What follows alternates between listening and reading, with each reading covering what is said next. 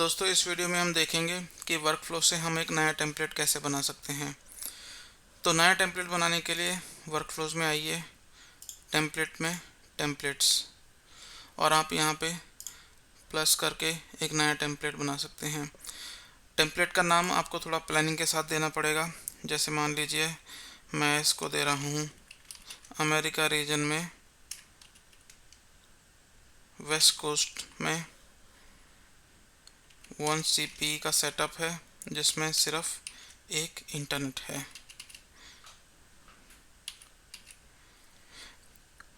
तो इस टेम्पलेट का नाम पढ़ के मुझे समझ में आ जाएगा कि ये पॉसिबली किस टाइप के CPs पर अटैच्ड होगा। तो ये नाम, ये टाइप है इसका SD-WAN पोस्ट स्टेजिंग। अगर मैं इसको स्टेजिंग सिलेक्ट करूँगा तो मुझे सिर्फ WAN इंटरफेस का IP देना होगा, क्योंकि स्टेजिंग के लिए आपको सिर्फ WAN इंटरफेस की ज़रूरत पड़ती है। तो मैं यहाँ सेलेक्ट करूँगा SD-WAN पोस्ट स्टेजिंग और ऑर्गेनाइजेशन में दे रहा हूँ कस्टमर A। डिवाइस टाइप मेरा SD-WAN, अगर आपका क्लाउड में है तो आप उसको VCP सिलेक्ट करेंगे, और आप अपना टोपोलॉजी फुल मैश है या हब एंड स्पोक है उसके हिसाब से यहाँ पे आप सेलेक्ट कर सकते हैं। सब ऑर्गेनाइजेशन देने की ज़रूरत नहीं है क्योंकि मैं इसको कस्टमर ऑर्गेनाइजेशन के अंदर डिप्लॉय कर रहा हूँ।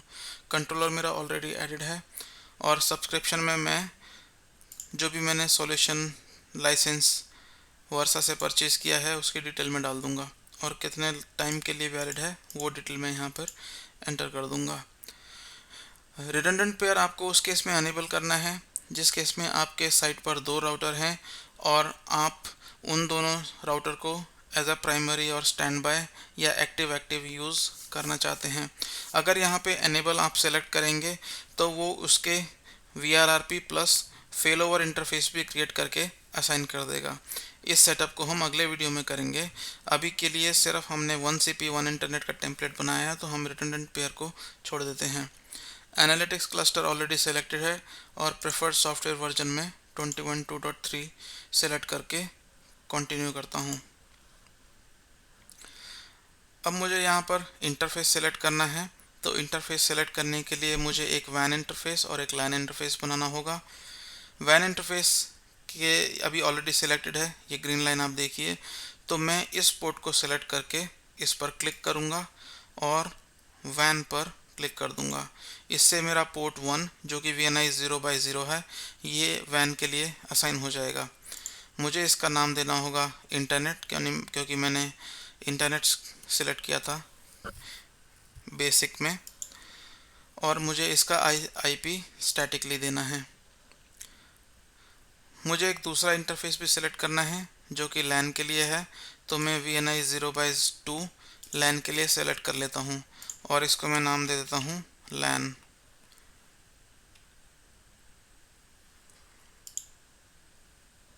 मैं जोन अभी डिफाइन नहीं करना चाहता, IPv4 मेरा स्टैटिक है, तो मैं कंटिन्यू करता हूँ। कंटिन्यू करने के बाद आप यहाँ पे अगर स्प्लिट टनल कॉन्फ़िगर करना चाहते हैं तो आप यहाँ पे स्प्लिट टनल ऐड कर सकते हैं। सिंस ये सिंगल साइट CP है तो मैं यहाँ पे अभी स्प्लिट टनल ऐड नहीं करना चाहता, इसको हम बाद में एक दूसरे वीडियो में करेंगे। उसके बाद आप यहाँ पे राउटिंग इन्फॉर्मेशन BGP OSPF या स्टैटिक राउट कॉन्फ़िगर कर सकते हैं। सिंस राउटर को कम्युनिकेट करने के लिए किसी एक प्रोटोकॉल की ज़रूरत पड़ेगी, तो हम यहाँ पे कस्टमर A LAN VR में 0000 के लिए एक डिफ़ॉल्ट राउट डाल लेते हैं, जो कि डिफ़ॉल्ट राउट हमारा होगा 10.10.10.100। अब ये फील्ड मैं यहाँ पे फिल कर सकता हूँ, लेकिन अगर मैं चाहता हूँ कि ये मेरा डिवाइस टेम्पलेट मल्टीपल डिवाइसेस के साथ मैं अटैच कर पाऊँ, तो मैं ये IP एड्रेस और नेक्स्ट हॉप ये मैं यहाँ पे टेम्पलेट में असाइन नहीं कर सकता। मुझे ये वैल्यूज़ यहाँ पर वेरिएबल रखनी पड़ेंगी, और ये वेरिएबल डाटा में बाइंड डाटा में जाके बाद में फिल करूँगा। तो मैं अभी के लिए नेक्स्ट हॉप एड्रेस को पैरामीटराइज कर देता हूँ, जिससे कि ये एक वेरिएबल फील्ड बन जाएगी।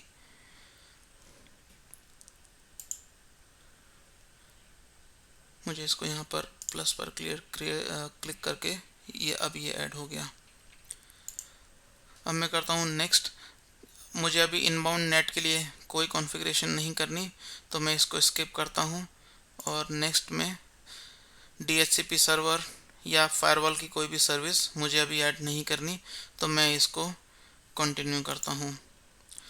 आप यहाँ पर मैनेजमेंट सर्वर में NTP सर्वर, syslog और टकैक्स ये सब आप यहाँ पे कॉन्फ़िगर कर सकते हैं।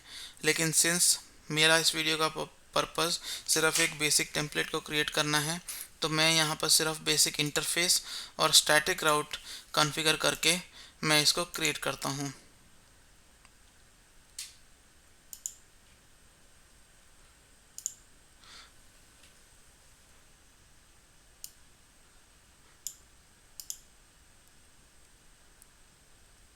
मुझे यहाँ पर एक एरर दे रहा है। ये कह रहा है कि device type package type WSM and normal don't exist for version 20.2.3। तो मुझे इसके लिए यहाँ पर